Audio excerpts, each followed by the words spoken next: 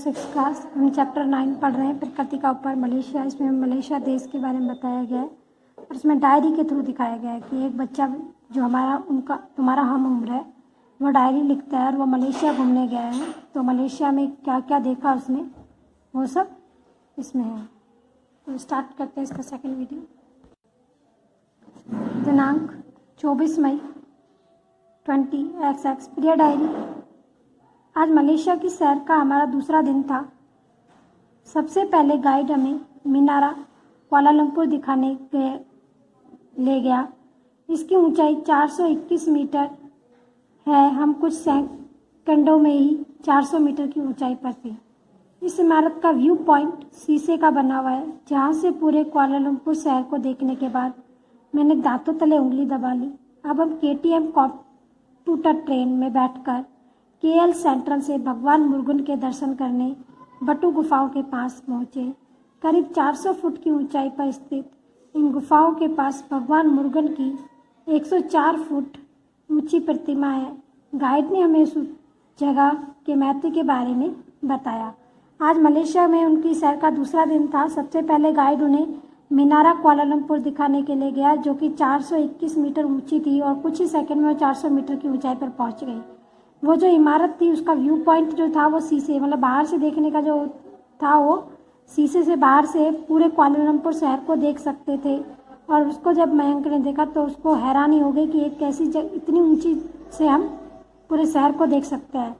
और जब उसके बाद वो KTM कंप्यूटर ट्रेन में बैठकर वो KL सेंट्रल से भगवान मुरुगन के दर्शन करने के लिए बटू गुफाओं के पास पहुंचे।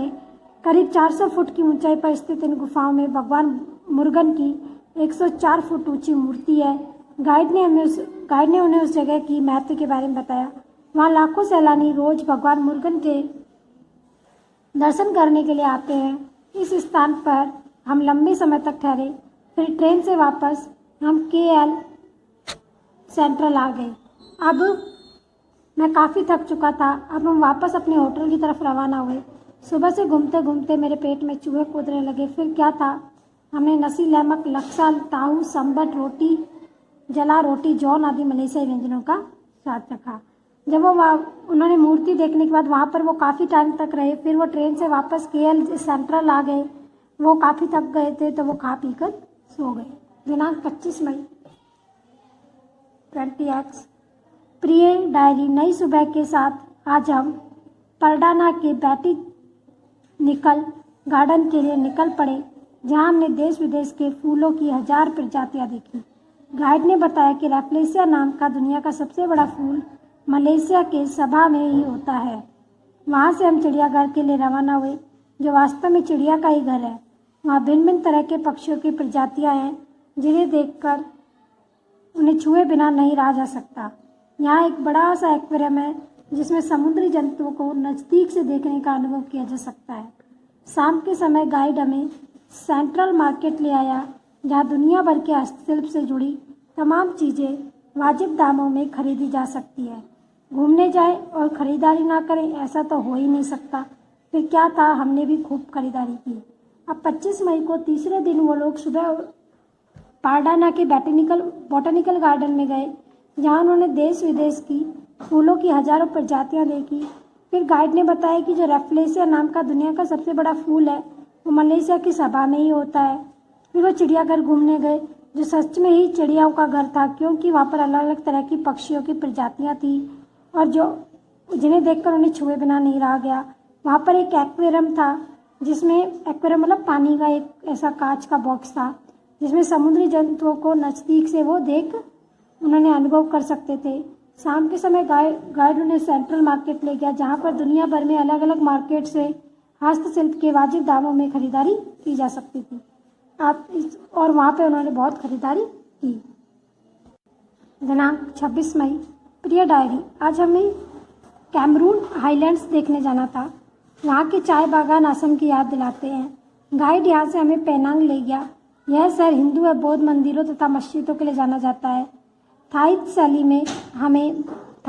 में बने चाया मंगकालाराम नामक बौद्ध मंदिर में लेटे हुए महात्मा बुद्ध की प्रतिमा है, जो संसार की तीसरी सबसे लंबी प्रतिमा है। मरियम मंदिर की बात करें तो यहाँ हिंदू देवी देवताओं की कई प्रतिमाएं हैं। इनमें सोने, चांदी, हीरो से जुड़ी भगवान सुब्रमण्यम की भी विशाल प्रतिमाएं हैं। जिसे थाईपुसम त्योहार के दौरान रथ में बैठाकर यात्रा निकाली जाती है। यहाँ से वापस हम कुआलालंपुर के लिए रवाना हुए। गाइड ने हमारे आश्चर्य को बनाए रखा और वहाँ हमें एक खूबसूरत मस्जिद के पास ले गया। दूसरे दिन वो कैमरून हाईलैंड्स गए। देखने जाना था उन्हें। वहाँ चाय के बागान है जो कि आसाम के बागानों की याद दिलाते हैं। गाइड वहाँ से उन्हें पेनांग ले गया जो कि हिंदू बौद्ध मंदिरों और मस्जिदों के लिए जाना जाता है। यहाँ थाई शैली यानी कि जैसे देवनागरी लिपि होती है, अलग अलग शैली होती है अलग अलग देश की, तो उसी तरह से थाई शैली में वहाँ पे चाया मंगलकारम नाम का एक बौद्ध मंदिर था जिसमें महात्मा बुद्ध की सोते हुए प्रतिमा, लेटा हुआ एक प्रतिमा है। ये संसार की तीसरी लंबी सबसे लंबी मूर्ति है। मरियम मंदिर में करें तो वहाँ हिंदू देवी देवताओं की कई मूर्तियाँ हैं जिसमें सोने, चांदी, हीरो से जड़ी भगवान सुब्रमण्यम की विशाल मूर्ति है जिसे वाईपुसम त्योहार के दौरान रथ में बैठाकर यात्रा निकालते हैं। यहाँ से वो कुआलालंपुर के लिए रवाना हुए। गाइड ने उनके सरप्राइज को बनाए रखा।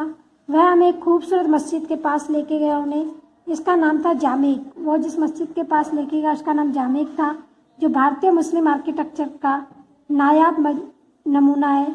मलेशिया से विदा लेने से पहले हमने इस्ताना निगारा देखने की इच्छा जाहिर की। वो जो मस्जिद था उसका नाम था जामेक जो भारतीय मुस्लिम आर्किटेक्चर यानी भारत और मुस्लिम दोनों का कॉम्बिनेशन, मंदिर और मस्जिद दोनों का कॉम्बिनेशन बना करके एक नायाब नमूना था। मलेशिया से विदाई लेने से पहले उन्हें इस्ताना निगारा देखना था। तो वह मलेशिया के राजा के रहने का स्थान है जहाँ पर मलेशिया के राजा रहते हैं। गाइड हमें वहाँ ले गया। इस खूबसूरत महल को देखने के बाद मेरा मन यहीं रुक जाने के लिए कर रहा था, लेकिन ये संभव नहीं था। मलेशिया की इस अनोखी यात्रा को मैं कभी नहीं भूलूंगा। मलेशिया के दृश्यों को अपने कैमरे में कैद कर सतर्कतापूर्वक जानकारी एकत्रित करके हम अपने वतन लौट आए। वो मलेशिया के में इस्लामा निगारा देखने गए जहाँ पर मलेशिया के राजा रहते हैं। वो बहुत खूबसूरत जगह थी जहाँ पर मयंक को रहने का मन कर गया, लेकिन वो वहाँ पर नहीं रह सकता था और उसको देखने के बाद वापस अपने वतन लौट आए। किसी भी देश के भ्रमण से उस देश की पारंपरिक धरोहर, उन्नति और अंतर्राष्ट्रीय नजरिए का पता चलता है। अगर हम किसी भी देश को घूमने जाए, कोई भी जगह घूमने जाए, तो हमें वहाँ की उसकी पारंपरिक धरोहर, उसकी उन्नति और अंतर्राष्ट्रीय नजरिए को देखने को मिलता है।